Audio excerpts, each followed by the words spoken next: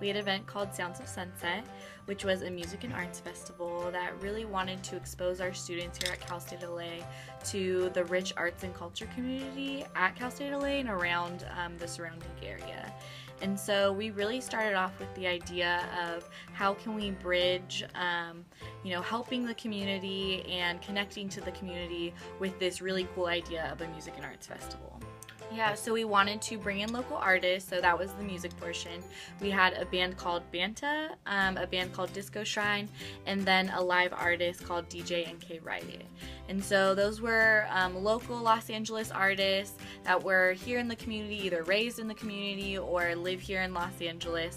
So that really tied in our music.